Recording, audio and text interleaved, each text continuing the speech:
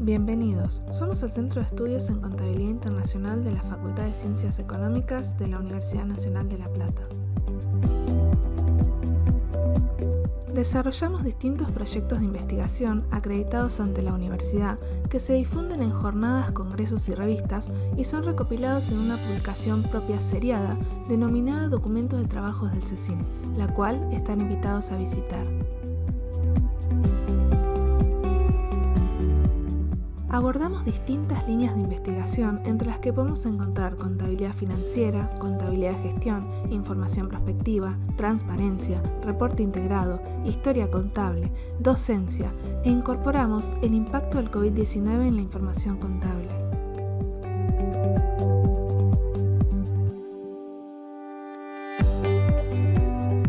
Realizamos más de 20 actividades de posgrado.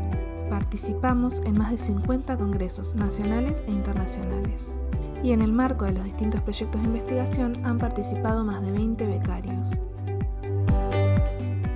Desde el 2009, el CECIN comenzó a organizar las conferencias latinoamericanas de contabilidad con el propósito de acercar a especialistas en áreas temáticas estratégicas a docentes graduados y estudiantes con el objetivo de abordar temas de gran desarrollo a nivel mundial y que representen oportunidades hacia el futuro en nuestro medio. A partir del año 2020 se inició el ciclo de seminarios del CECIN, siendo por los acontecimientos de público conocimiento de manera completamente virtual. En estos seminarios se presentan distintas temáticas abordadas por diferentes disertantes nacionales e internacionales. En esta ocasión les damos la cordial bienvenida al seminario titulado ¿Por qué estándares y no principios? El debate de Paton y Littleton.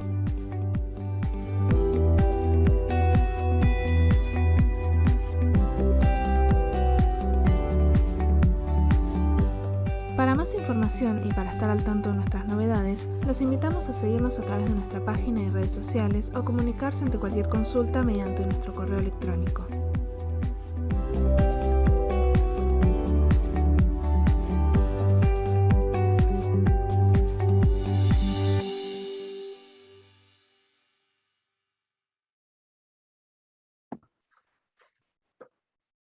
Hola, ¿qué tal? Buenas tardes. Espero que estén muy bien. Bueno, inauguramos un nuevo seminario y una nueva metodología también, ¿no? Esta de encontrarnos a través de Zoom. Y entiendo que esto nos va a permitir un mejor debate, mejorar un poco la participación, que es un poco algo que había surgido en charlas previas con muchos de ustedes. Así que bueno, bienvenidos. La verdad que es una alegría poder estar compartiendo este espacio con ustedes. Y bueno, también, como le decía hoy a la expositora, a Nora, dándome un gusto personal en el sentido de conversar sobre un tema que a mí me apasiona especialmente mucho. Así que bueno, solamente cortito, este ciclo de seminarios del CECIN, este sería la sexta oportunidad que nos encontramos, luego de la conferencia latinoamericana que tuvimos hace poquito tiempo. En esta oportunidad nos va a acompañar Nora García. Nora es doctora en Ciencias Económicas por la Universidad Nacional de Colombia, también es magíster en Ciencias Económicas y Contador Pública por la misma universidad. Es profesora asociada de la Universidad Nacional de Colombia y es profesora visitante de la Universidad de Mississippi en Oxford, la Universidad Carnegie Mellon en Pittsburgh, la Universidad de Yale en New Haven. Ha tenido distintos reconocimientos, sé que ella de estas cosas no quiere hablar, porque de hecho me pidió que lo saquen en la presentación, pero la verdad que para mí es importante, ha tenido varios reconocimientos a partir de sus estudios sobre historia de la contabilidad, bueno, uno para mí muy relevante es de la Academia de Historiadores en Contabilidad estadounidense, y bueno, y ha publicado un libro que cuando estuvimos conversando sobre la temática de esta charla, había dos grandes ejes, ¿no? Una grieta ahí en el medio, que es hablar de Littleton y Baton, que sería esta variante, o ella publicó un libro, la verdad que se los recomiendo, que que lo compren, que lo lean, porque la verdad que es buenísimo, sobre Ihiri Matesic, publicado en Estados Unidos en inglés. Y bueno, me parece que lo que hace ahí en ese libro es un análisis del pensamiento contable de los dos autores, que para los que estamos en contabilidad, en lo que es teoría contable, sabemos que Ihiri y Matesic han tenido un rol muy relevante en la construcción de teoría y en los fundamentos de la ciencia contable. Ha tenido distintos estudios vinculados a lo que es pensamiento contable, historia contable, teoría y regulación de la contabilidad financiera. Y bueno, por eso de ahí surgió esta idea de avanzar con este sexto seminario que se titula ¿Por qué estándares y no principios? El debate de Peyton y Littleton. Brevemente, creo que, bueno, ella va a hablar muy profundamente de esto, pero son dos autores que han tenido un camino paralelo y han participado ya sea en la creación o inicial de lo que es la American Accounting y en revistas como The Accounting Review. Y está muy bien porque en realidad me parece que en ese camino paralelo ella va a poder un poco caracterizar a ambos autores y al pensamiento como ha avanzado. Así que bueno, muchas gracias, Nora, por acompañarnos. Muchas gracias a todos los que están presentes hoy por sumarse a una propuesta teórica sobre investigación en contabilidad y, bueno, por seguir apoyando las propuestas que presentamos de la Facultad de Ciencias Económicas de la Universidad Nacional de La Plata, del Centro de Estudios en Contabilidad Internacional. Bueno, nada más que eso. Bueno, Alejandro, creo que tengo la palabra, ¿cierto? Bueno, muchas gracias por esa presentación que no era necesaria, la verdad. Yo voy a empezar compartiendo pantalla, entonces a medida que transcurre la conversación, vamos a ir comentando seguramente algunos antecedentes de las investigaciones anteriores. Bueno, agradecerle en primer lugar a Alejandro, antes de que se me pase, por la invitación, porque en general de estos temas casi no se hablan, son historia de, digamos, del pensamiento contable, en este caso pensamiento contable financiero, entonces está como muy, digamos, aislado o abandonado el tema porque domina mucho, digamos, los temas contemporáneos y los temas de, digamos, que se discuten en la actualidad. Y nosotros vamos a tener acá un recorrido un poquito más, digamos, es histórico, no voy a ir tanto sobre, o sea, voy a responder la pregunta, pero voy a tener mucho antecedente histórico que nos da un poquito de perspectiva de lo que está pasando hoy, digamos, con la regulación internacional, que me parece es como el objetivo un poco de entender el debate, digamos, de los autores desde la academia y el aporte que ellos dan en un marco amplio de lo que ha ocurrido con la regulación contable financiera en Estados Unidos, ¿no? Entonces, para empezar, estos dos autores, como lo mencionaba Alejandro, pues dos de las autoridades académicas en contabilidad en Estados Unidos, unas, digamos, figuras prominentes en la primera mitad del siglo XX. Digamos, los dos autores son de tanto de nivel que han merecido tesis de doctorado, artículos y libros. Solo para darles una idea, digamos, reciente digamos, de los trabajos que se han hecho sobre estos dos autores, en el 2016 Martin Persson publicó los ensayos inéditos de Littleton. En el 2017, Steven Seff publicó un análisis sobre esta obra que vamos a comentar hoy para ver cuál de los dos autores, digamos, había puesto la perspectiva de ese trabajo. Y recientemente, en el 2019, en la revista Activos, la profesora Vanusa da Silva Figueiredo analizó las contribuciones de la tesis doctoral de Peyton, que fue publicada en 1922. Solo a manera, digamos, de comentario, ella, por ejemplo, se quejaba que la gente no lee a Peyton ni obviamente este libro del 40, porque básicamente lo que hace, digamos, algunos autores es hacer citas de citas y no se va, digamos, a la fuente directa que serían los libros de estos dos autores. Entonces, sobre estos dos autores, nosotros nos vamos a referir porque vamos a ver cómo la crisis, digamos, la Gran Depresión, la de 1929, va a tener un impacto, digamos, en el pensamiento especialmente de Peyton y va a provocar que él cambie de ideas y, digamos, se una a la perspectiva de Littleton. Sobre la obra en particular hay que decir que esta fue la monografía de la número 3 de la Asociación Americana de Contabilidad, que aquí vamos a contar cómo surge esa asociación. hubo montones de reimpresiones. La que yo usé fue la que se hizo, la que se publicó en 1970 y que ya iba en 14, pero hasta el 80 me parece que hubo reimpresiones. Fue traducida al chino esta obra. Eh, Básicamente se puede decir que, digamos, si uno se pregunta en qué sentido tuvo influencia la monografía, digamos, los autores reconocen como tres perspectivas para entender la importancia de esta obra. Entonces, desde el punto de vista de la teoría contable, se le reconoce la orientación marcada que dio al tema, digamos, a valorar como elemento central de la contabilidad financiera el estado de resultados versus, digamos, los autores que habían trabajado el balance general. Y además, pues, como se ha utilizado la expresión de que racionalizó o justificó, digamos, la práctica convencional y por allí, pues, el criterio del costo histórico.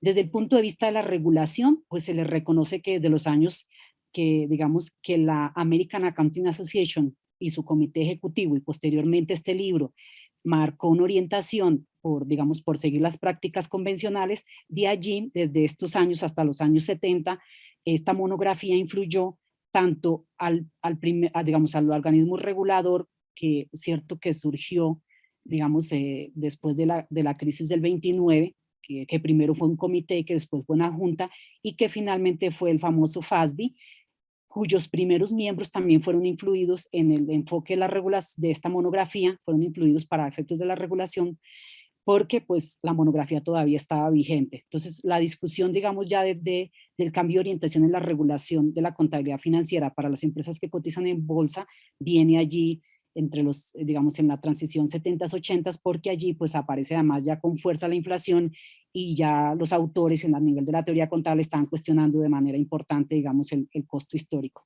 Entonces, eso desde el punto de vista de la regulación, digamos, tuvo una gran influencia. Y finalmente, un autor norteamericano, Robert Sterling, dijo que básicamente en el periodo había sido como la Biblia de los contadores, porque pues todo el mundo fue educado en ese enfoque. Entonces, está reconocida, digamos, en términos, los autores, digamos, los trabajos actuales reconocen de manera precisa la obra. Alguien dice, o el mismo Ihiri, por quien yo llegué a esta obra del libro del 40, yo estudiando a Ihiri, Ihiri dijo la obra, digamos, que él considera, Ihiri pues leyó, digamos, obviamente un erudito, leyó los trabajos de la primera mitad de siglo, y, pero no solo recuperó el trabajo de Stephen Gilman, sino además Ihiri le hizo una publicación a este libro en 40 años después de su publicación, en el año 80, Ihiri dice que esta es una obra clásica, porque es cierto, digamos, es un ejemplar que hay que leer, y si uno se va a, digamos, a hacer la revisión, la documentación bibliográfica, se da cuenta que la verdad la obra no fue discutida en su momento, que se le reconocen los aportes, digamos, actualmente, pero que en su momento la obra, digamos, fue asimilada a nivel de la educación y a nivel, digamos, de la regulación, pero discutida, la verdad no.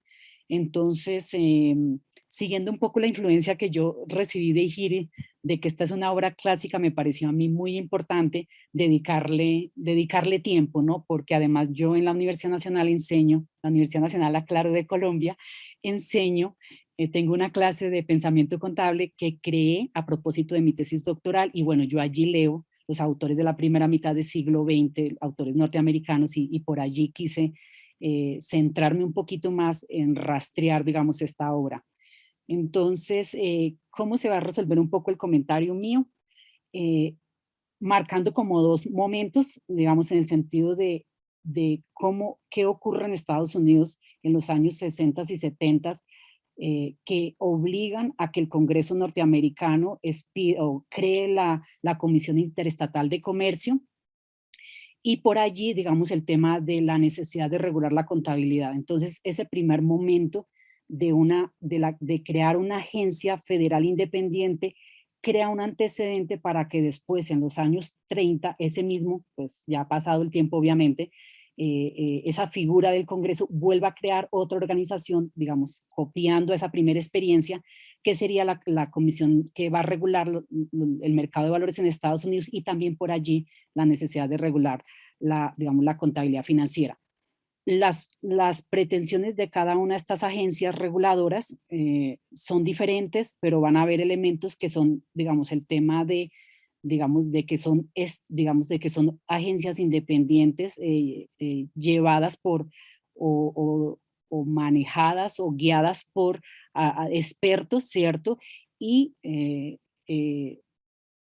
ellos van a expresar, digamos, la necesidad de tener un sistema contable que sea homogéneo. Entonces, son momentos diferentes, los años 70 y los años 30, pero vamos a ver que de esas experiencias aprenden, digamos, en Estados Unidos y por allí nosotros, digamos, lo que va a pasar es que toda esta experiencia que vive Estados Unidos en estos dos momentos, pues se va a replicar después con la creación ya de la Junta del IASB y que tiene que ver, digamos, que sus orígenes están allí. Entonces vamos a ver ese primer momento de intervención, digamos, del Congreso de Estados Unidos, un segundo momento cuando la Comisión Interestatal de Comercio necesita regular o ve la necesidad de regular la contabilidad de las empresas ferroviarias y cómo entra allí la profesión. Entonces, la profesión va a aparecer y a la par de aparecer la profesión aparece obviamente pues la formación de digamos, la formación a nivel universitario de los contadores y por allí pues los profesores de alto nivel que van a intervenir en el debate. Entonces ese es como el marco general y vamos después de ver ese marco general, digamos todo ese aspecto de antecedentes, vamos a ir sobre el detalle y la apuesta concreta que va a hacer Patton o Payton y Littleton sobre la preferencia por unos estándares. Eso es básicamente lo que vamos a resolver hoy. Entonces voy a seguir por acá.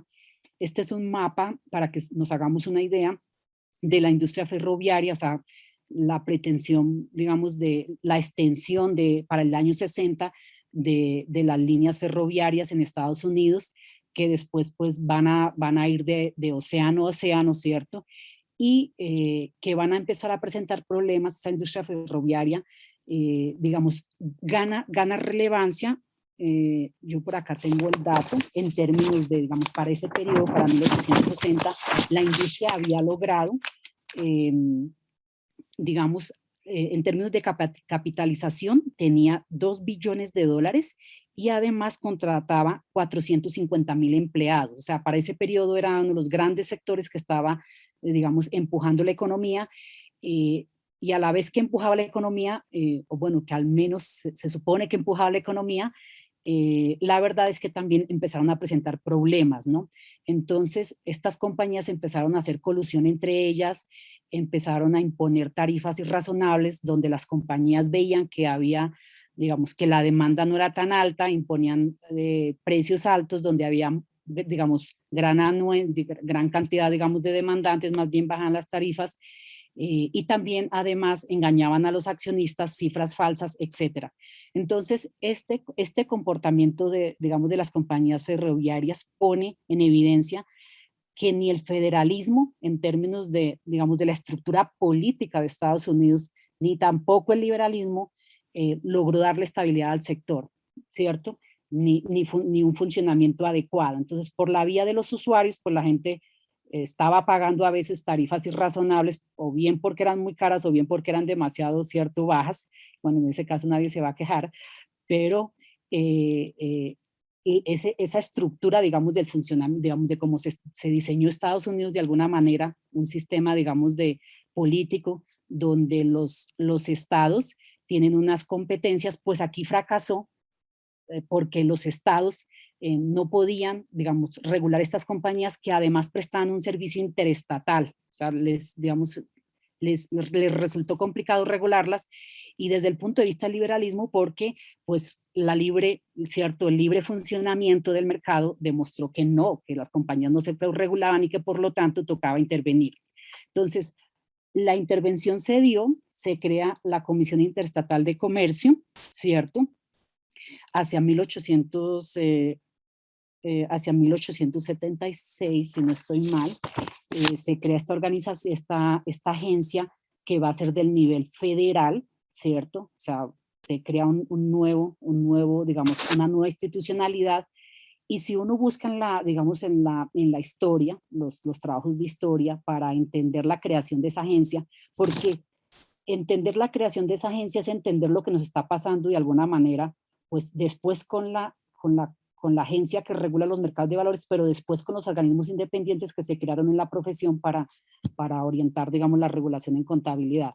Entonces, ¿qué pasa? Yo encuentro tres enfoques. El primer enfoque viene de la línea, digamos, de la historia por el lado de la historia económica, y ese primer enfoque, digamos, sostiene que dado que los mercados no se autorregulan, y en este caso la prestación del servicio, digamos, ferroviario, entonces hay que intervenirlo, ¿sí? O sea, esto es apenas los años, esto todavía no es la Gran Depresión, sino esto es apenas 1870. Entonces, la persona, digamos, que va a agenciar esta perspectiva es Charles F. Adams Jr., porque pues él es, él, digamos, viene de familia de presidentes, bisnieto y nieto de presidentes. Entonces él, digamos, con una gran agencia va a criticar estas compañías. Él escribe un documento en 1870 que se llama Los problemas de los ferrocarriles, y va a decir que estas compañías básicamente son como grandes estados que están administrados privadamente o corporativamente. Entonces Charles F. Adams va a agenciar de una manera muy fuerte y se va a acercar, digamos, a congresistas a proponer, digamos, la intervención del sector, y por allí él va a decir que lo que hay que hacer es controlarlas, ¿cierto? La palabra control aparece 32 veces en su artículo. O sea, él es el que agencia esta perspectiva que después los mismos autores, los institucionalistas de la primera generación de economistas, van a llevar a su extremo, van a, digamos, a justificar, van a defender, digamos, la posición del rol del consumidor como un individuo que necesita, digamos, ser protegido. La idea de proteger al consumidor, digamos, viene de allí.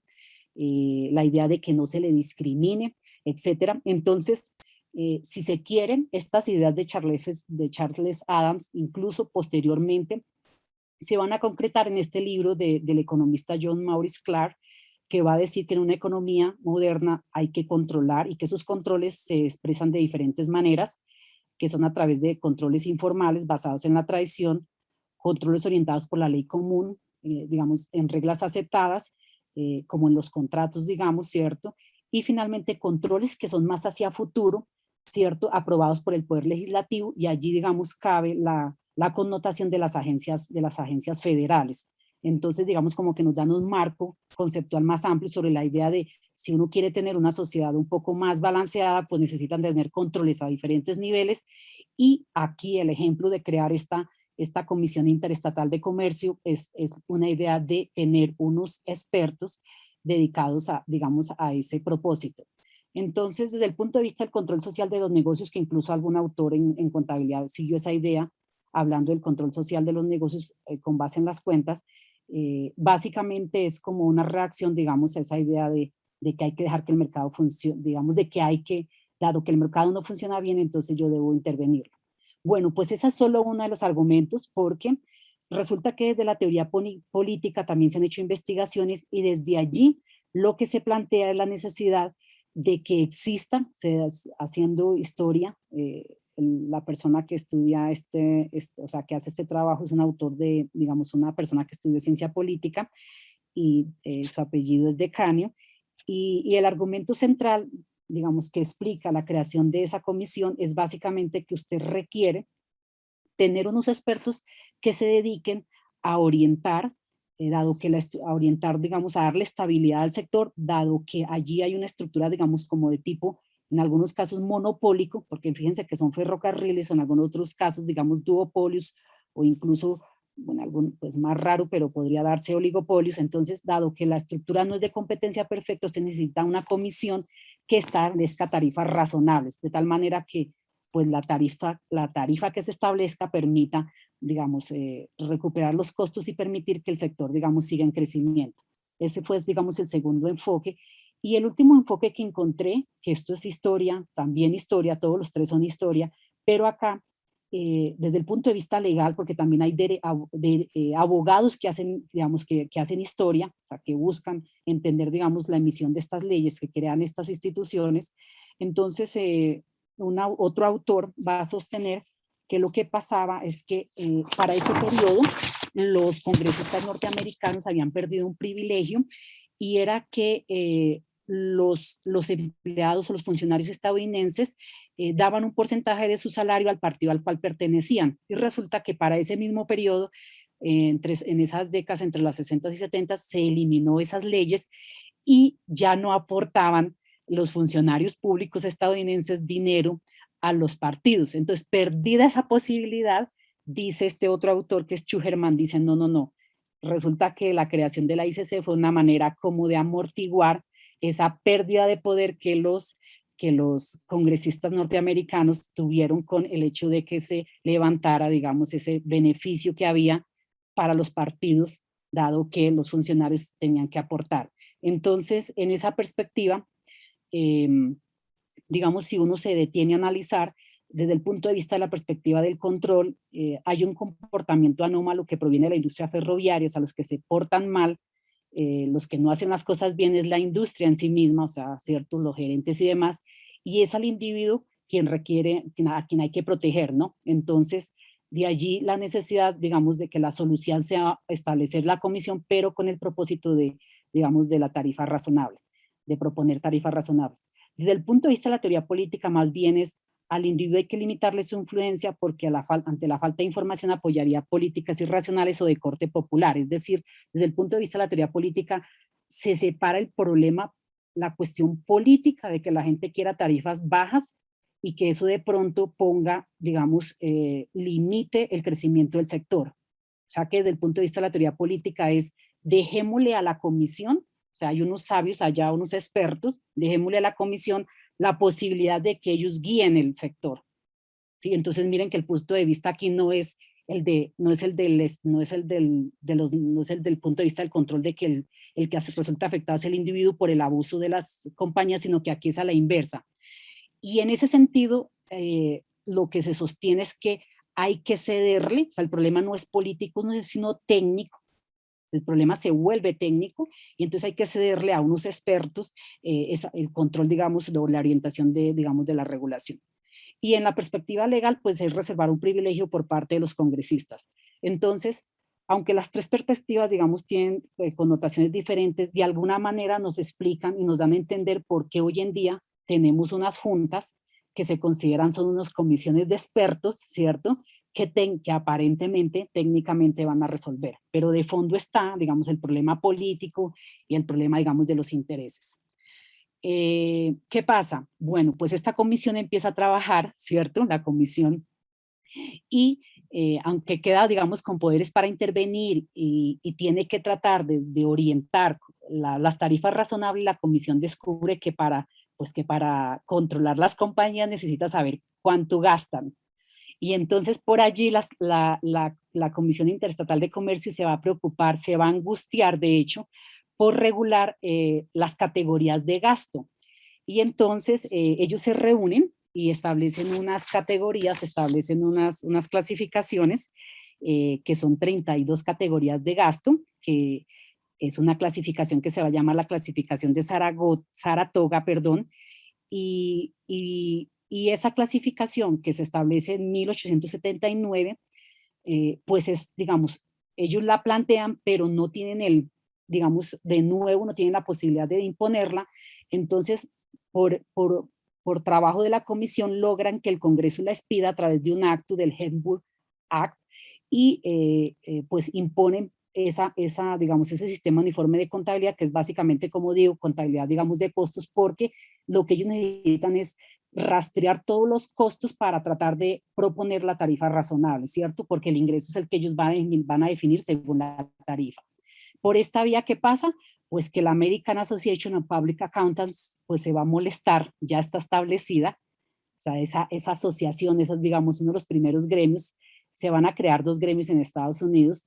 En 1887 creo que se crea esta, si no estoy mal, la American Association of Public Accountants, o sea que ya para el momento va a tener casi 2 décadas de funcionamiento y ellos van a tratar de intervenir, pero no los dejan. O sea, hay un momento de diferenciación que es clave y es que aquí el gremio no tiene suficiente, digamos, no tiene suficiente fuerza política y no, ellos no pueden intervenir allí. Versus qué va a pasar después de la Gran Depresión. Entonces, después de la Gran Depresión, se crea la SEC, ¿cierto? La comisión que va a regular copiando de la experiencia, ¿cierto? De la experiencia de regular digamos, el sector ferroviario. Entonces se crea la SEC para regular el mercado de valores, y en la SEC se crea la oficina, ¿cierto?, del contador, digamos, principal, y van a quedar con una función también, digamos, de buscar regular la contabilidad financiera para compañías que cotizan en bolsa, pero hay un matiz que es diferente, y es en el sentido de que aquí la SEC se va a abrir, o sea, la SEC ya va a permitir, digamos, va a escuchar, digamos, ¿cierto? Va a escuchar a sus respectivos presidentes, tanto, digamos, a George O'Mey para el momento, que estaba dirigiendo ya en estos momentos bajo la denominación de Instituto Americano de Contabilidad, porque ellos habían tenido una fusión con la sociedad estatal la sociedad estatal, digamos, de contadores públicos. Se habían fusionado, pero después otra vez se habían separado. En 1916 ocurre esa situación, y entonces ya para el 33 nosotros vamos a tener una institucionalidad un poquito más, digamos, más sofisticada. Un año clave aquí entre el 1906 y el 1933 es el 1916. Entonces voy a tomarme un minuto para eso. ¿Por qué? Porque como solo para 1916 solo existía, digamos, la sociedad, los dos gremios se habían unido, los dos gremios de profesionales se habían integrado, se habían fusionado. Entonces resulta que lo que era la línea de la Asociación Americana, que era como la línea elitista que defendía la investigación, ellos ya habían lanzado el Journal of Accountancy, digamos, ellos, digamos, como la orientación más original era, uno, el tema de la investigación, o sea, que la profesión había que motivarla, o sea, que elevarle el nivel vía la investigación, y dos, el examen de certificación. Entonces, la ala de la sociedad estatal, digamos, era como decir, de más bajo nivel, por decirlo de alguna manera, y ellos terminaron discutiendo los dos gremios hasta que en 1916 se separaron. Y en la separación nace el Instituto Americano de Contabilidad. Entonces, el instituto va a ser más exigente, va a decir que solamente van a quedar allí digamos, los contadores, ¿cierto? Los contadores certificados, y además solamente van a ser lo que se denomina un miembro pleno, los que sean contadores, y los profesores no, ya tienen que salir, o sea, dice, o mejor dicho, los denomina como asociados, pero no ya como principales, como plenos. Entonces, ese detalle hace que los profesores de contabilidad decidan crear su propia organización. Entonces, desde 1916 se va a crear la Asociación de Instructores de Contabilidad, que después se va a renombrar como la Asociación Americana. Y allí van a estar Peyton y Littleton fundando esa nueva organización. O sea, ellos también van a aparecer allí, y pues van a crear el The Accounting Review, ¿cierto? Porque el ala de ellos, obviamente, siendo una asociación, digamos, de profesores, pues la fuerza va a estar en la investigación. Entonces, esa Asociación Americana de Contabilidad, pues no, tampoco, digamos, aparece así, digamos, además de aparecer en este contexto y digamos, de este rompimiento que se da, digamos, en el gremio, también hay un antecedente que yo quiero recuperar, es el tema pero cómo venía la educación contable en Estados Unidos. Entonces, hay que decir que hacia 1880 más o menos, el señor Joseph Wharton donó $100,000 a la Universidad de Pensilvania para crear la Wharton School. Y algo que resulta novedoso, que los historiadores de Estados Unidos, Gary Previs y Bárbara Merino, digamos, recogen, es que cuando se empezó digamos, a formar allí era para formar principalmente administradores, se les enseñaban cursos de contabilidad. Pero miren que ya para ese momento los cursos de contabilidad tenían, digamos, eran dos tipos de cursos. O sea, eran cursos técnicos, ¿cierto? Profesionales, digamos, y del otro lado ya tenían cursos de teoría contable. Entonces, tempranamente en Estados Unidos ellos reconocen el valor, digamos, de la teoría contable, y a ello hay que sumar que la interacción que se da con los economistas, digamos, permite que tempranamente también en Estados Unidos tengamos doctores formados en economía, pero haciendo tesis en contabilidad. Entonces, hacia las primeras décadas, digamos, del siglo XIX, empieza a enseñarse pues la economía a nivel universitario.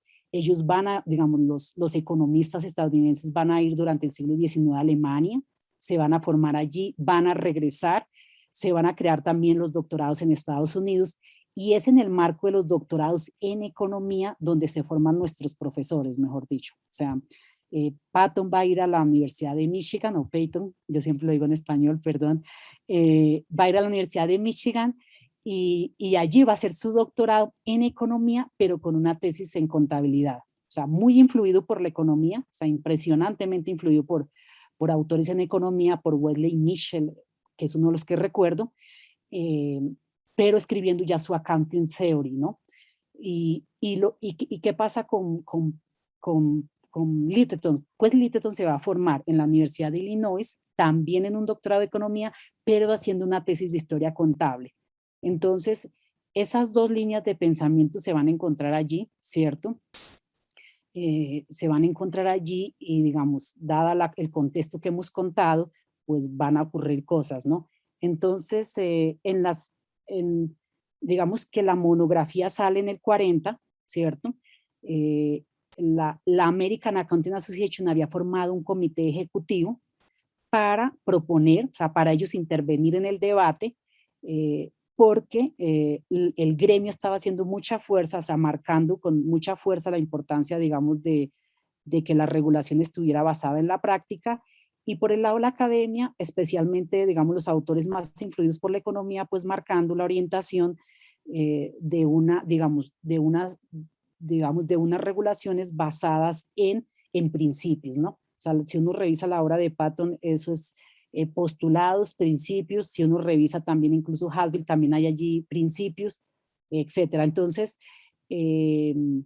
pues va a haber una reacción, digamos, cuando el libro sale en el 40, va a haber una reacción que va a ser especialmente de la profesión, no va a ser tanto de los académicos, sino de la profesión.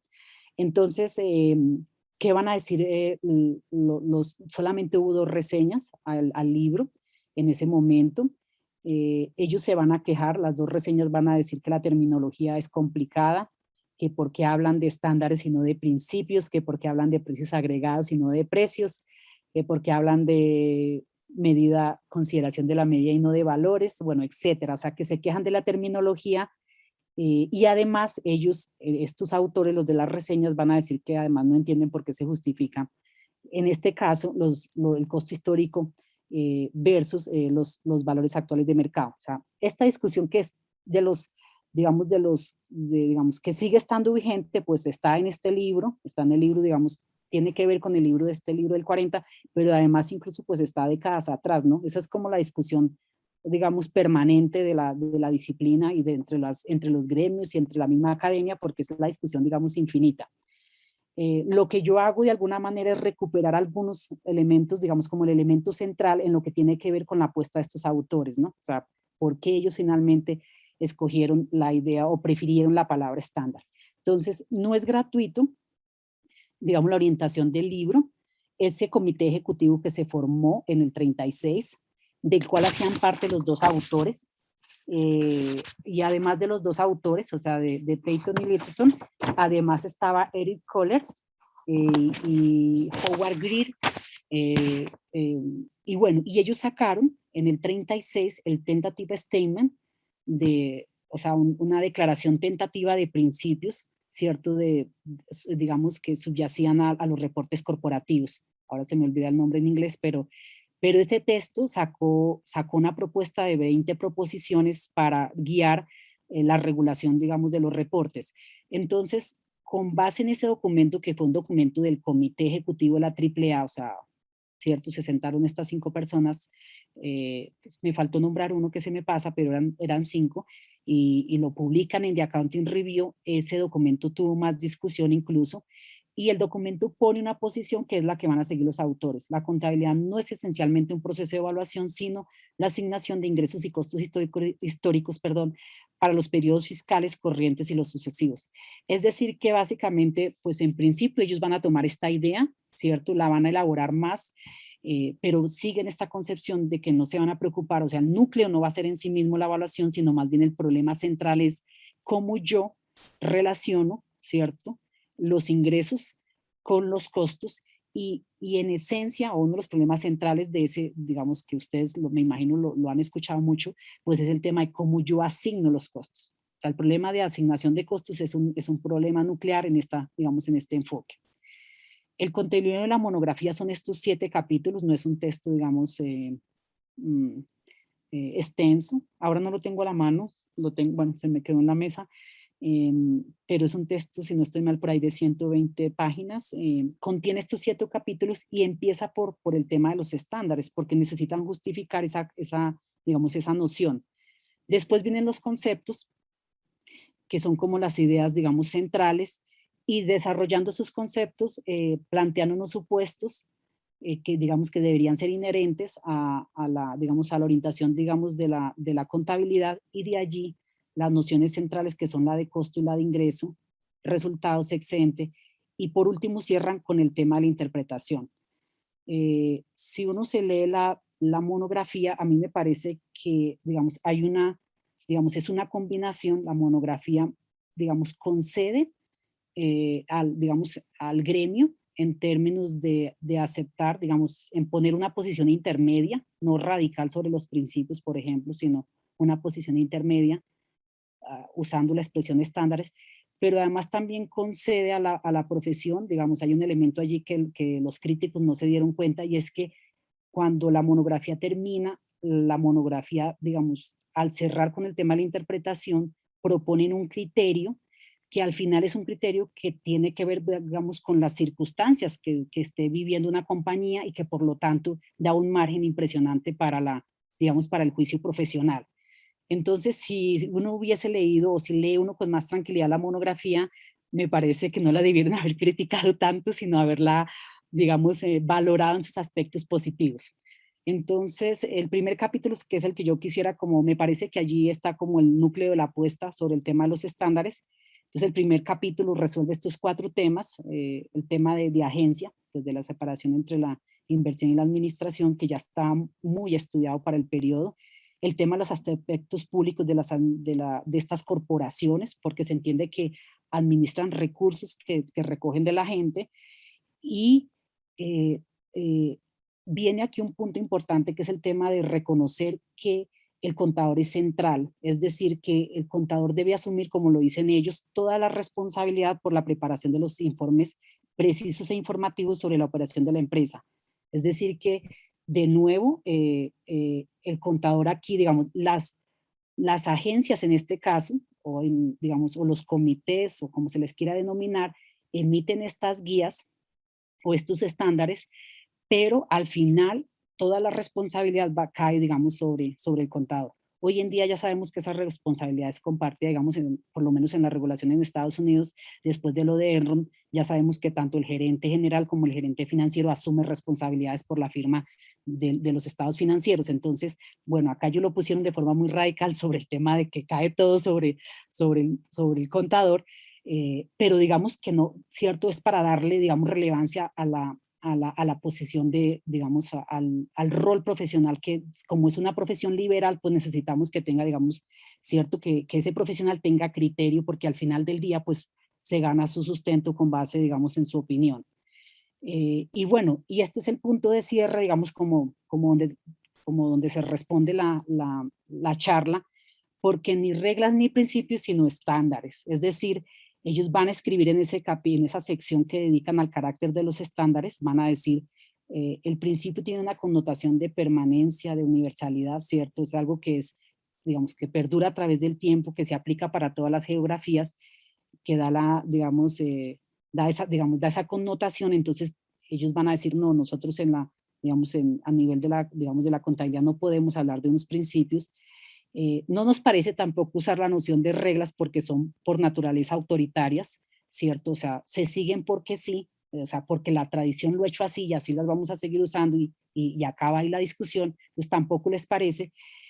Y van a proponer la idea del estándar. Entonces, la estándar es como el punto intermedio, porque sí va a ser, digamos, miren cómo lo ponen, guías útiles, o sea, sí tiene una connotación de regla, para proceder en una amplia área de aplicación que esté en sintonía con las buenas prácticas contables.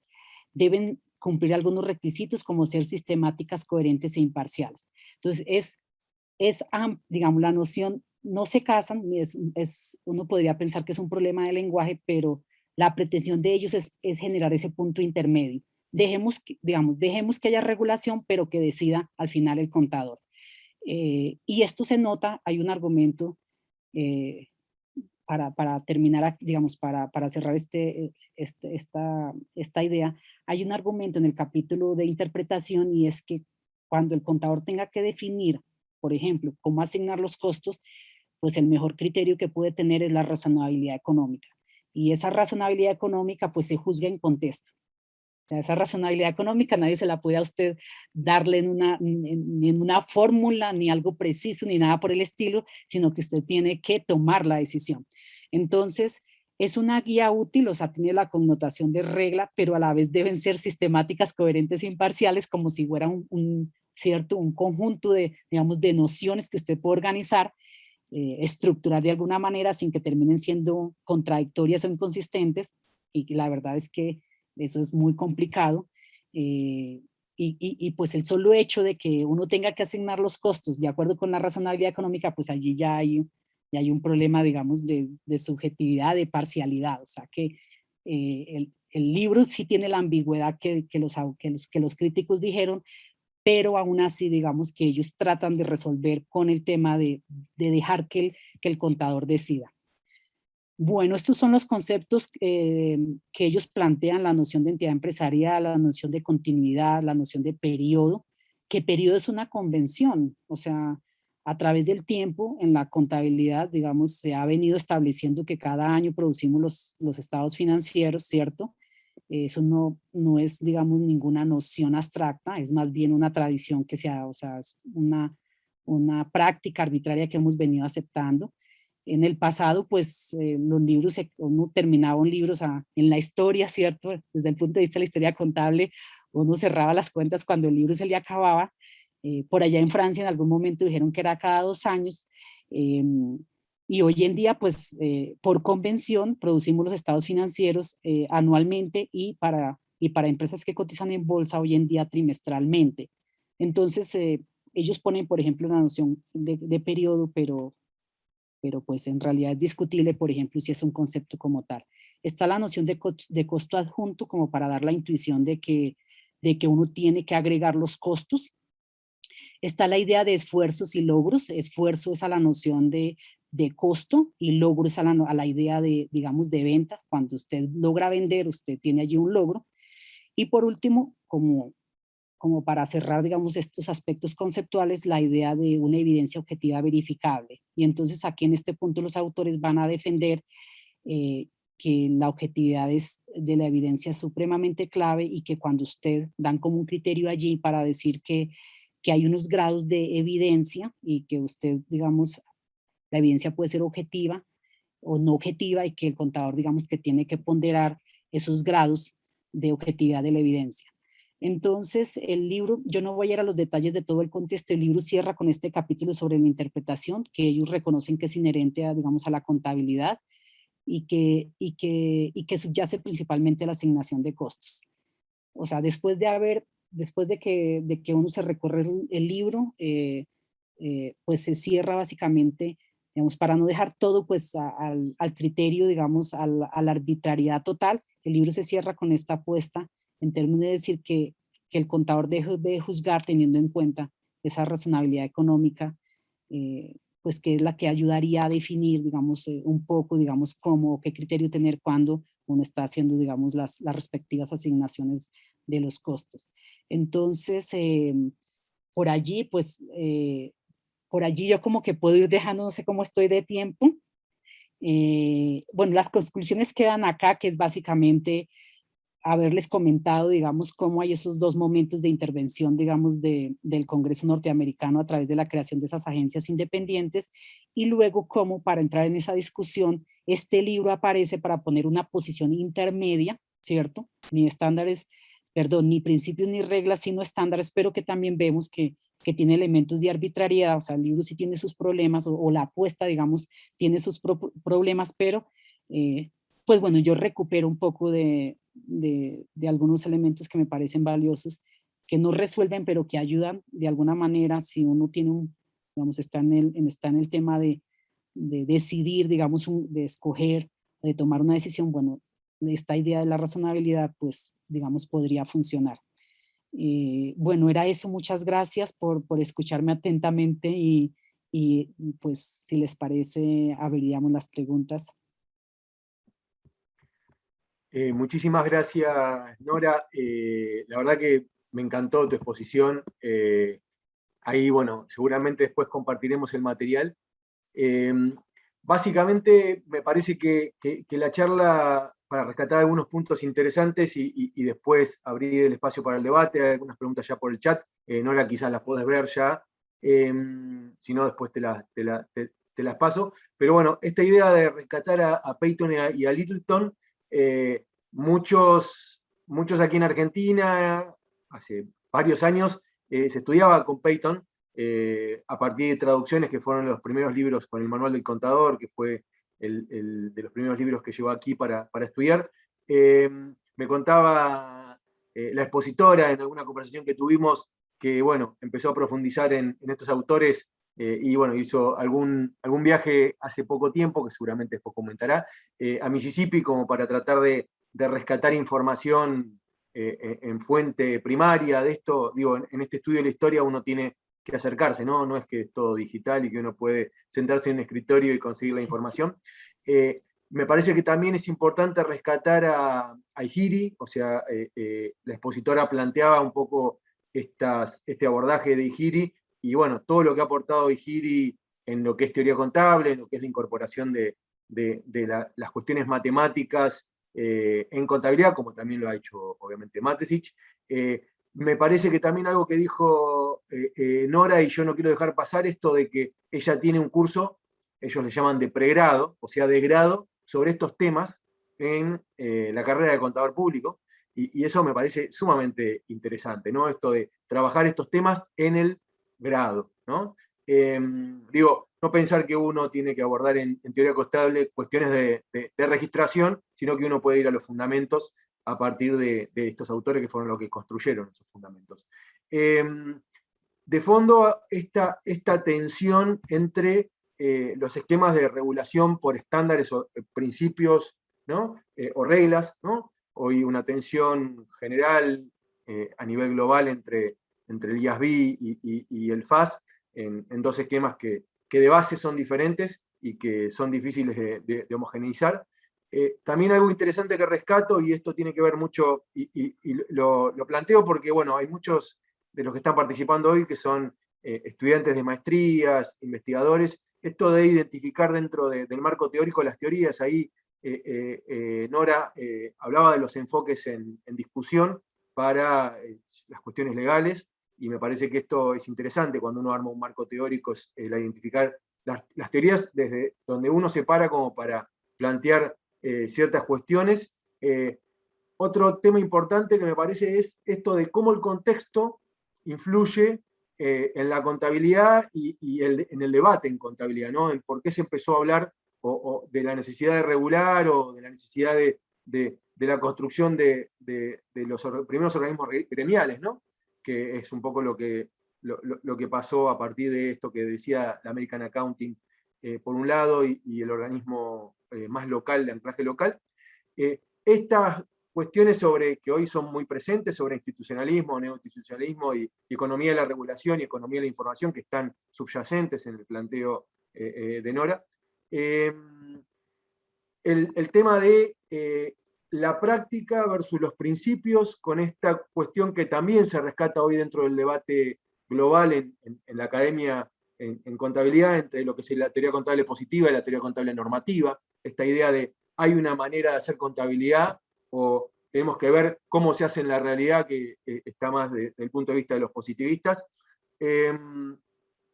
Esta tensión que existió en un momento, que me parece que por ahí no se le da mucha importancia en los textos para ir a revisarla, de esta discusión entre los valores corrientes y el costo histórico, que fue una discusión muy interesante en la historia y que ella rescata en su exposición, y bueno, y temas muy actuales, como la teoría de la agencia, como las cuestiones de gobierno corporativo, como el tema de responsabilidad profesional, y con este cierre que me parece fantástico, que es el juicio profesional, la realidad económica, la imagen fiel, que es un poco la línea que ha tomado el IASB, pero esto de que los que somos docentes siempre hablamos de esta realidad económica, de ver cuál es el fundamento. Grandes autores locales se han preocupado más que en la regulación, en qué hay detrás de lo que quiero reflejar contablemente.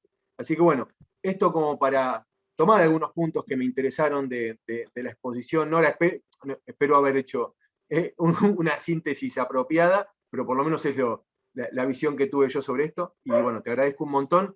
Hay algunas consultas en el chat, no sé si alguna pudiste ver, Nora. Sí, está bien.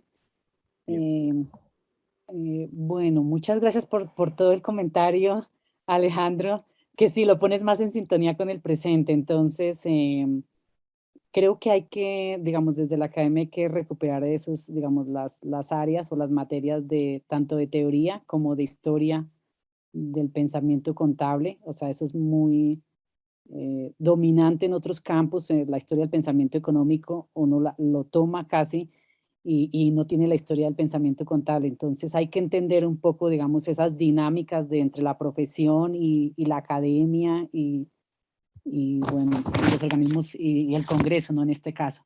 Para ir avanzando, entonces, Walter Chiquiar, sí, Walter pregunta varias cosas.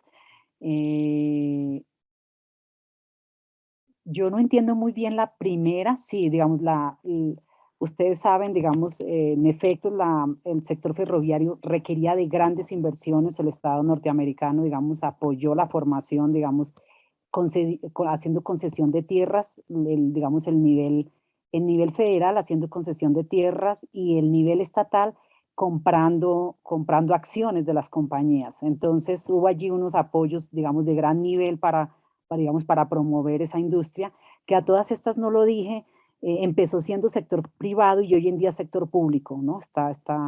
Hoy en día la prestación del servicio ferroviario en Estados Unidos es público.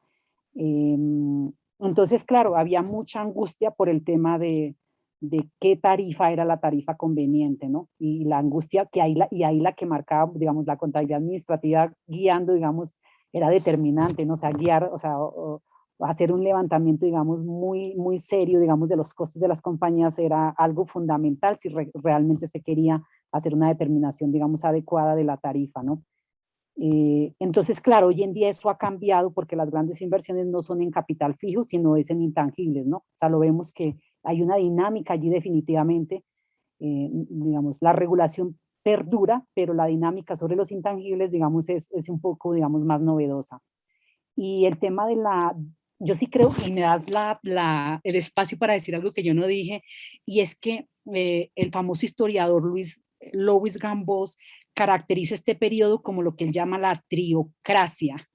O sea, la triocracia digamos, nace allí en el periodo, digamos, especialmente de los 30, ¿cierto? Porque entra en juego el Congreso de Estados Unidos, las burocracias federales, ¿cierto? O sea, estas agencias y además las asociaciones de profesionales. Y en nuestro caso aplica muy bien la lógica de la triocracia porque entra el gremio y del gremio, o sea, a pesar de que se crea la SEC, o sea, que es el organismo del brazo, digamos, del Estado, pues se crea también el organismo del gremio, ¿no? Y se crea ahí, digamos, a través del tiempo se crea el FASB, ¿no? O sea, empiezan como un comité de procedimientos contables, después como una junta, el APB o la APB, la Junta de Principios Contables, y luego el FASB, tomando ya la denominación de estándar. Entonces, sí hay una triocracia porque el Estado finalmente, digamos, como dice Gambos, lo que hace es negociar, ¿sí? Negocia y lo que termina, digamos, se termina imponiendo desde el punto de vista contable, o sea, lo que pasa a nivel de la profesión es que se logra imponer y hoy en día pues está, digamos, producto de esas negociaciones y de esos procesos largos, hoy en día tenemos digamos, está ese FASB establecido para Estados Unidos y está un IASB que es, digamos, como copia universal de ese proceso de Estados Unidos, digamos, porque pues no se crea, digamos, allí pues no vimos las negociaciones, sino vimos un proceso de que al final termina establecido este organismo. Entonces, eso es lo que Gambos llama la triocracia, ¿no? Como para ser más precisos. Y, y sobre el tema que también es muy valioso, el tema de lo conceptual, ¿sí? A mí me parece que, digamos, en eso los norteamericanos o digamos Estados Unidos hicieron la apuesta. O sea, originalmente a ellos me parece que desde estos primeros autores, incluso Steven Seff le reconoce casi a Littleton, o sea, que con él nace la idea de marco conceptual. O sea, dice, no, es que las primeras bases del marco conceptual están en la tesis doctoral de Peyton. También pone a Canning y pone a otros, pero el libro, digamos, inicial es el de Peyton, porque ahí está ya al final en el apéndice de ese libro está la primera apuesta por unos postulados contables. Entonces, pues yo sí creo que ayuda, que nos da, digamos, que ese contador cuando tenga precisamente que tomar, digamos, hacer uso, digamos, de su juicio, tomar una decisión, digamos, en contexto, pues bueno, esa formación amplia es la que me parece valiosa, ¿no? Si solo hiciéramos el tema de la regla, ¿cierto? Digamos, de seguir la tradición, bueno, pues nos quedamos cortos. Entonces, hay algunas discusiones y en eso Igiri estaba preocupado. Igiri decía, la teoría contable en parte, digamos, sirve para persuadir a esos profesionales que se afianzaron tanto digamos, en la convención o en la tradición que no cambian de perspectiva frente a una realidad diferente. Entonces, me parece que yo sí estoy totalmente de acuerdo con lo que dices, o sea, uno tiene que darles muchos elementos, digamos, no solo la de formación, digamos, en el campo nuestro, sino además la apertura hacia las otras disciplinas, o sea, dejarlos que exploren precisamente como vimos aquí, digamos, lo que ha pasado en la dimensión legal, en la ciencia política, en la economía, en la sociología, etcétera, o sea, dejarlos que exploren para que tengan posiciones más amplias y puedan defender precisamente lo que hacen, ¿no? Y el criterio, digamos, con base en el cual tomaron decisiones. Pues yo estoy totalmente de acuerdo, digamos, con esa posición. Bueno, por aquí Paula pregunta, no, Víctor, la contabilidad ciencia social o únicamente una técnica. Bueno, tengo que recordar que aquí estos autores están en los 40, o sea, uno es preso está, sí, preso de su contexto. Entonces ahí ellos están pensando, digamos, aquí están pensando como técnica, ellos no, digamos, es la concepción, digamos, la perspectiva convencional digamos, de la disciplina y de la profesión, o sea, ahí no hay esa apertura hacia la contabilidad, digamos, como una ciencia social. Eso es algo, digamos, que surge apenas en los 80. Hay un libro que no sé si lo conozcas para Víctor Manuel, El significado cultural de las cuentas, que me parece que es lo más, digamos, como lo que, digamos, el libro que más abre camino por el lado de la contabilidad como ciencia social en la primera mitad del siglo, que es de David Rolando Scott, de R. Scott. Ese libro, El significado cultural de las cuentas, me parece, para mí sería como el primer libro de literatura crítica en la primera mitad del siglo, pero incluso si uno se lo lee, bueno, hay una crítica al funcionamiento de los mercados, etcétera, pero está todavía muy en la lógica de la objetividad, o sea, de que el científico y el administrador debe ir en la lógica de la objetividad, o sea, que usted puede aproximarse objetivamente a esa realidad, etcétera. O sea, los elementos, digamos, de reconocimiento de la complejidad de lo que significa acercarse a una realidad en la que uno además está marcado por el contexto, bueno, esos elementos no están todavía presentes en esa primera, o sea, para estas obras de la primera mitad del siglo son trabajos que, como usted sabe, son considerados descriptivos y mucha prosa, digamos, nada de modelos, pura prosa, mucha reflexión, digamos, conceptual, pero todavía no hay, digamos, la apertura a los estudios críticos, no, todavía, hay crítica, por supuesto, o sea, hay discusiones, pero no, digamos, desde la base, digamos, de estudios, digamos, de la línea marxista o algo así, no todavía, no lo percibo yo, digamos, tendría yo que, me parece a mí que el libro de Scott Scott se basa en Veblen y Thorstein Veblen es el padre de la economía evolucionaria. Entonces, por allí hay un poquito de orientación, digamos, alternativa, pero no así radicalmente crítica, no, ni como ciencia social, ni nada. Esto está escrito en la lógica de la contabilidad como técnica. Bien. No sé si hay alguna otra pregunta, pueden levantar la mano, así se abre. Ahí, bueno, con lo que comentaba Nora, también rescato la figura de John Peter en lo que es el análisis de la evolución del pensamiento económico. Este reflejo, nosotros tuvimos un gran profesor aquí de historia del pensamiento económico, contable, que fue Carlos Luis García Casella, seguramente Nora lo ha leído ahí, en Colombia se ha leído mucho, y bueno, y él siempre hacía este paralelismo entre Schumpeter y tratar de buscar esa misma historia, pero dentro de la contabilidad, y bueno, Ajá. esto que Nora también rescataba sobre la parte de contabilidad crítica, que hoy, digo, la mano de un montón de autores como Chuba y otras alternativas está ahí en debate. Sí, Gabriel.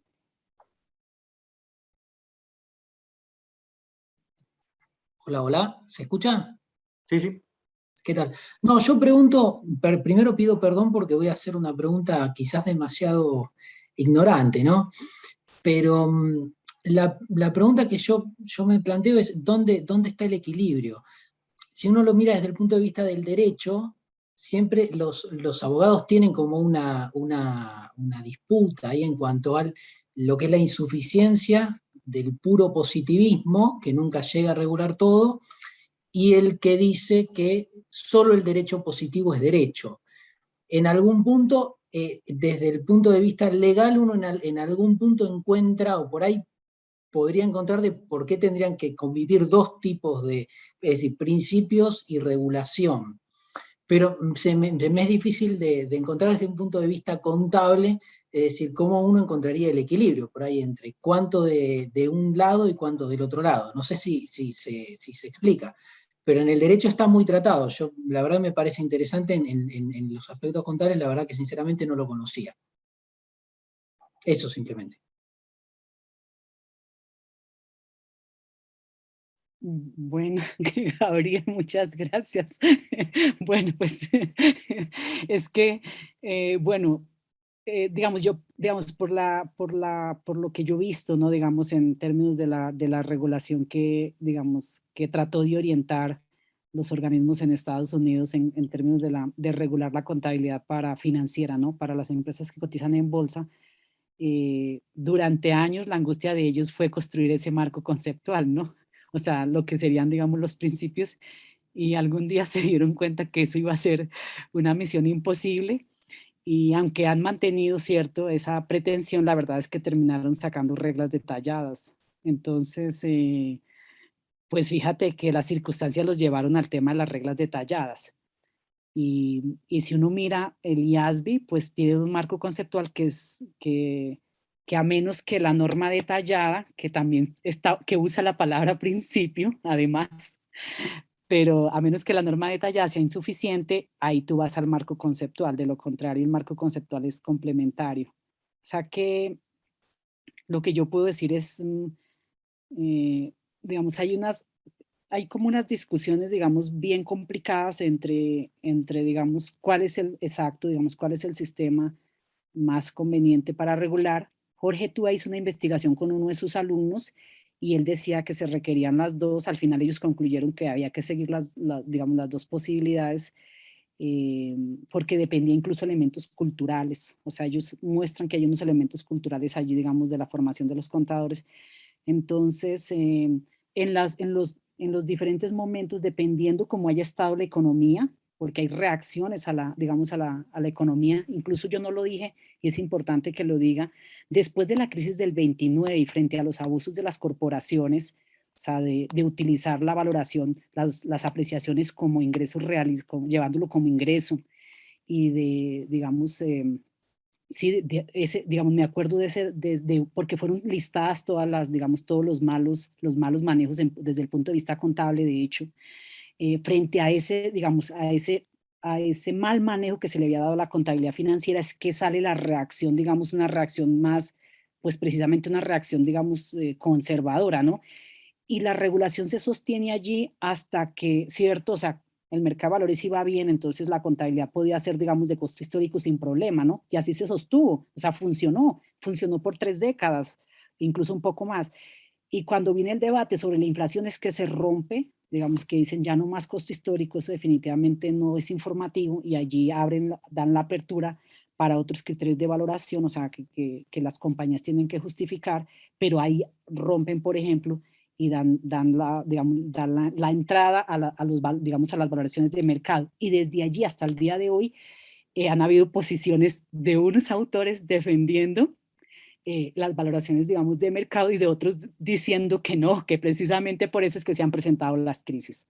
Entonces, está muy atada, digamos, en el caso de este contexto, en el caso del contexto, digamos, donde en las sociedades, donde el mercado de valores es una cuestión clave para financiar, digamos, la economía, está muy atada, digamos, está muy, digamos, reconocido que la contabilidad tiene que ver, o sea, que afecta porque informa, ¿cierto? O sea, entonces, eh, orientar la producción de esa información es clave y ahí pues vienen los teóricos, la profesión poniendo su punto de vista y los teóricos aportando o distanciándose de ese punto de vista. Yo no puedo decir nada más porque, porque pues de hecho leía a Wickenton, que es un profesor de Cambridge, y él dice que hoy en día los reguladores, como la investigación se volvió de tipo, digamos, empírico, ¿cierto?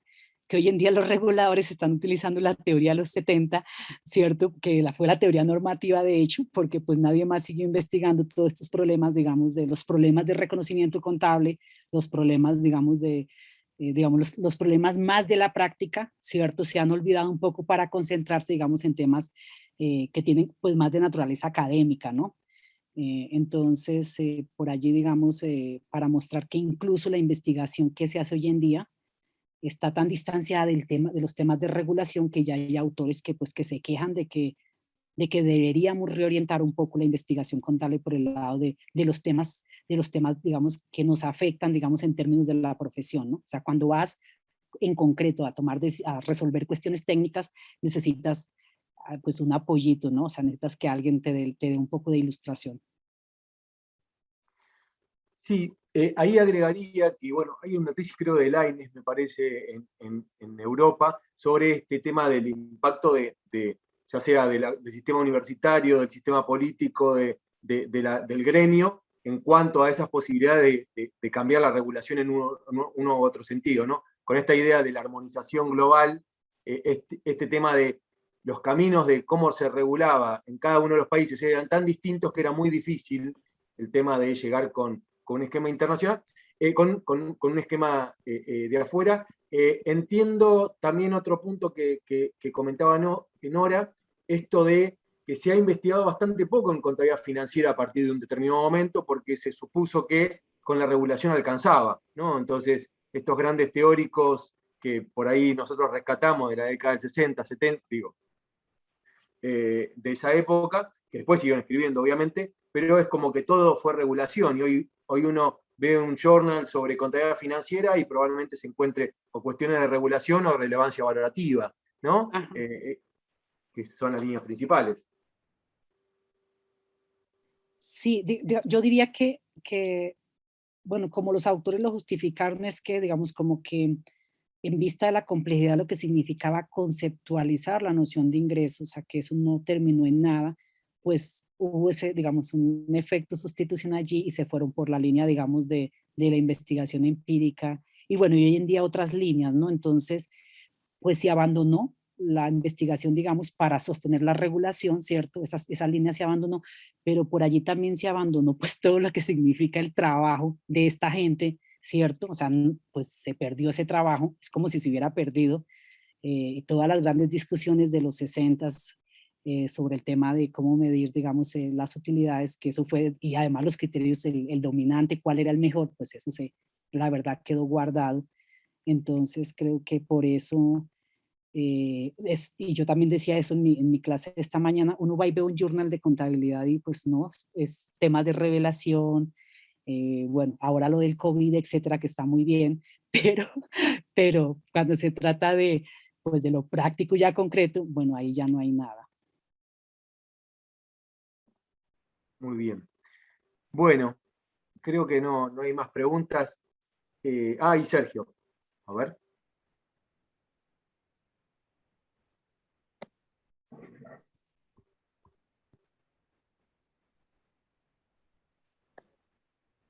¿Sí, Sergio?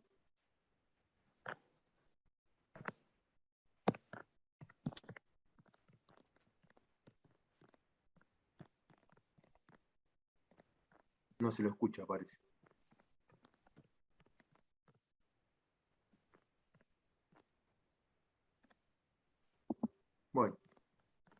Si no, escribí la pregunta, Sergio. Ah, no le dan permiso. Ah, a ver.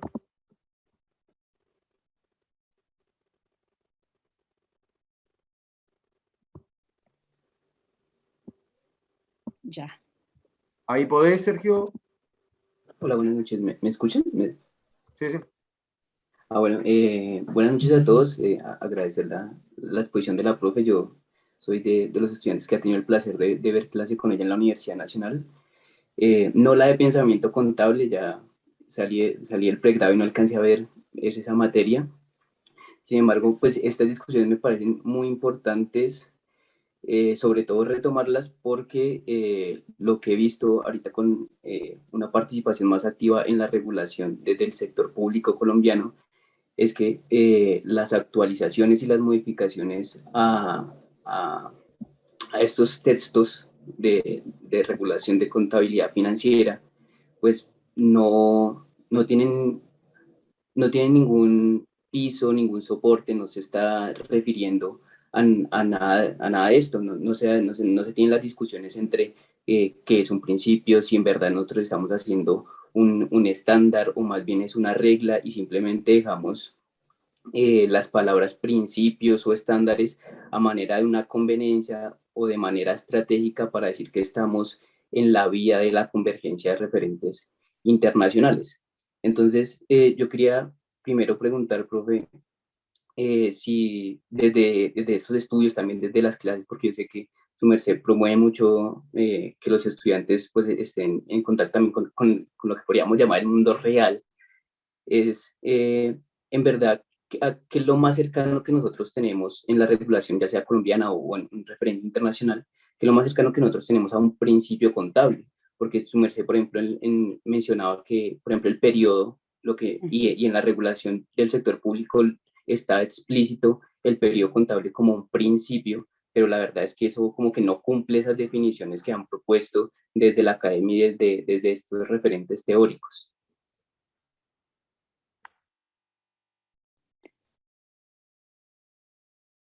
Bueno, sí, que me hacen siempre las preguntas difíciles. Entonces, bueno, este esquema que proponen estos dos autores que yo estaba cuestionando, voy a volver a él por acá, a ver de alguna manera. El primer, hay un autor, se me escapa el nombre. Bueno, hay un autor que hizo toda la compilación de, digamos, de todas las propuestas, digamos, de tipo conceptual, las recogió todas en un apéndice de un libro de teoría contable que más o menos salió en el 70, para mostrar que precisamente todos los autores hacen su propia propuesta. O sea, por eso es que es tan complicado, porque al final del día se supone que las propuestas deductivas deben tener unos supuestos que son pocos, ¿cierto? Y Giri propone, por ejemplo, 3, Matesic propuso 18, aquí vemos creo que 5, Peyton tiene en el primer libro, si no estoy mal, 6, pero si yo vuelvo a compartir pantalla, esa noción, digamos, de principio, que si uno se atiene a lo que ellos definen como principio en el sentido de que es permanente y universal, o sea, válido intertemporal y interespacialmente, bueno, pues uno tendría que aceptar, a ver si yo puedo compartir pantalla, creo que la perdí. Hay una noción allí, o voy a ir yo solita en vista de que no, de que me enredé para compartir pantalla. A ver, por acá. Bueno, está esta. Entonces, está la idea de entidad empresarial, la idea de la continuidad, que esa es una hipótesis, o sea, es un supuesto que hacemos, o sea, que podría uno, digamos, acercarse. Una hipótesis, digamos, en el sentido estricto, digamos, de la noción del método científico, una hipótesis es una explicación, ¿no? O sea, tú tienes un problema y supones o sugieres una hipótesis para comprender ese problema, ¿no? Entonces nosotros decimos en contabilidad que la idea de que la empresa va a estar en marcha es una hipótesis, pero en realidad asumimos que es un supuesto, o sea, que estaría ex ante, asumimos que, o sea, como en un enfoque, digamos, de tipo deductivo a priorístico, y la idea de que existe una entidad, digamos, son como yo no sé si pueda decir principios, pero por lo menos en en este esquema que está proponiendo aquí Peyton y Littleton, yo diría que son lo que nosotros tenemos que aceptar para empezar a, digamos, a medir, ¿no? O sea, son las preconcepciones y por lo tanto se supone que no las cuestionamos, o sea, y tiene como sentido, o sea, en ese sentido me parece que funcionan, o sea, yo voy a medir y para medir o yo voy a determinar, ¿cierto? O voy a reconocer un ingreso y tengo que entender que tiene que ver ese ingreso con una entidad, o sea, tiene que estar asociado a una entidad, ¿cierto? Si estoy en el nivel, digamos, micro, si estoy en el nivel macro, pues la entidad sería la sociedad, etcétera, pero tengo que asumir que tiene que ver con alguien o con algo, o así sea para un individuo. Entonces tengo que asumir que esa medición tiene que ver con alguien y que además tengo que asumir que va a estar funcionando a través del tiempo. O sea, que esos supuestos yo creo que, yo no sé si yo hablaría de principios porque son verdades. La noción de principios, como yo la entiendo en sentido estricto, es una verdad, digamos, válida intertemporal e interespacialmente. Bueno, eso es demasiado para, digamos, para pedirle a la contabilidad o que tenga, digamos, pero yo sí aceptaría como supuestos de la medición, o sea, yo sí estaría de acuerdo, por lo menos con Peyton y Littleton, si tú me pides a mí la opinión, con la idea de que existe esa entidad, tenemos que aceptar eso y que va a continuar, tenemos que asumir que va a continuar, o sea, en el sentido del supuesto. Para mi periodo, yo misma lo critico, para mi periodo es una convención, de pronto en el futuro ya vamos a medir diariamente, etcétera, o sea, yo no sé, o sea, que para mí ese no es tanto un supuesto, sino más bien es una manera como medimos, o sea, tenemos que medir para un periodo de tiempo. La idea de costo adjunto, que es la idea de unir, de agregar los costos, ¿cierto? Porque yo tengo que agregar los costos, bueno, eso también es forma de medir. Esfuerzos y logros, esto es como traído de la economía, esto es una conceptualización traída de la economía, que es como para darle más nivel a la concepción de que las compañías inducen, o sea, para generar ingresos se incurre en costos. Y entonces allí lo que hay es como una, digamos, teorización digamos, se teoriza como la medición de la determinación de las utilidades. Bueno, y eso allí, digamos, sería como, me parece que de las 2, 4, 6, de las 6 características que están puestas acá, eh, es lo más, digamos, podría decirse como lo más sofisticado que hay. O sea, que uno tome de la economía la idea de que yo tengo que esforzarme, o sea, el individuo o las compañías, bueno, haciendo ahorros, se esfuerzan, o sea, que es la idea del costo, o sea, darle una, digamos, una noción más amplia, la idea de que se esfuerza, o sea, que asume un costo, y ahí viene la teorización sobre el costo histórico como un esfuerzo que se hace para alcanzar algo que es vender. Entonces, eso es, como, digamos, en términos de la sofisticación, la apuesta más interesante podría estar ahí, o sea, en esa consideración que se trae de la economía. Y bueno, la evidencia objetiva verificable es como para resaltar fuertemente el tema de que el contador en su ejercicio pues tiene que pretender esto. También podría ser como un supuesto. Bueno, yo hago como ese análisis así en borrador para decirte, para contestarte que yo no creería que uno pueda encontrar como unos principios que uno más bien acepta, hace unos supuestos y también sigue unas convenciones, que hay una mezcla allí de estos elementos. Sander, por ejemplo, dice, para Sander, por ejemplo, en el libro del 97, en ese libro de teoría de la contabilidad del control, por ejemplo, Sander dice, bueno, es que digamos, la técnica contable es una combinación de características económicas, hay algo que sí afecta a la medición, y de convenciones. O sea, para él es el tema de que hay unos elementos, digamos, digamos, de la técnica contable que sí alteran cuando yo elijo un criterio de evaluación, ahí estoy alterando o estoy determinando, digamos, la medición, ¿no? O sea, si yo uso costo histórico, saco un resultado o una utilidad. Si yo utilizo costos de reemplazamiento, saco otro. O sea, tienen una afectación, digamos, en el nivel de las utilidades. Entonces, por ejemplo, incluso pensando en esos esquemas conceptuales, yo al final de mi libro, a todas estas hago cuña de mi libro, al final de mi libro, como yo trato de comprender estos autores, al final de mi libro me doy cuenta que cada autor hace una propuesta. O sea, por ejemplo, Moniz y Sprouse, que creo que tú lo pusiste allí, ellos categorizan en 3 niveles, ¿no? Postulados, postulados, principios e imperativos, bueno, o algo así, que no estoy ahora muy segura. Sander con la idea de características y convenciones. Aquí estos dos autores diciendo que hay unos estándares, y de los estándares son unos conceptos, y de los conceptos son unos supuestos, y de los supuestos unas reglas, bueno, y después unas interpretaciones, cierran con el tema de interpretación, etc. Entonces no hay entre los autores acuerdos los autores son muy libres en expresarse, y aunque se inició en la teoría hablando de principios, en eso tienes toda la razón, o sea, hay un texto de Principles of Accounting de Peyton, y también cuando Hadfield habla de los problemas, también dice problemas y principios, pero después la palabra incluso pierde también vigencia. Bueno, la profesión también lo recupera en los 30, pero después ya pierde vigencia del todo, ¿no? Entonces ya, digamos hoy en día, pues se habla del estándar.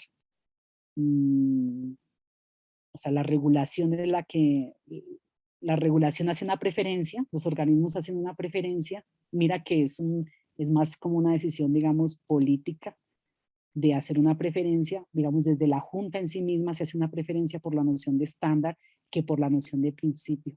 Bueno, me extendí mucho, qué pena con todos ustedes, no sé si le respondí a Sergio o si lo llené de dudas, pero estaría bien en cualquiera de los casos. Muy claro, Nora, muy interesante este debate, no podría seguir horas y horas. La verdad que un enorme agradecimiento desde el Centro de Estudios en Contabilidad Internacional, desde la Facultad de Ciencias Económicas de la Universidad Nacional de La Plata, por acompañarnos, por ser parte de este espacio que se va construyendo a partir de debates en teoría contable, en la línea de tratar de trabajar en la frontera, ¿no? Sobre los temas que hoy por hoy se están debatiendo, ya sea en teoría contable, cuestiones quizás de regulación, pero sin olvidar este espacio de los fundamentos, ¿no? y de los autores seminales en lo que tiene que ver con contabilidad, ¿no? Que me parece que a partir del paso del tiempo, uno va perdiendo esto de rescatar autores principales o centrales de la contabilidad porque no se van tratando en el aula, y bueno, uno deja de tratar a Ihiri, Mates y Peyton y bueno, tantos otros, y me parece que hoy hablaste de tantos autores que bueno, la verdad que yo estoy muy contento y te agradezco por esta charla que nos brindaste. No, a ustedes muchas gracias por su paciencia, y bueno, yo feliz y encantada de haber estado acá con ustedes compartiendo. Bueno, muchas gracias a todos por sus preguntas, y bueno, feliz noche. Gracias, Nora. Gracias a todos, y nos seguimos Chao. leyendo por otras vías. Gracias por participar.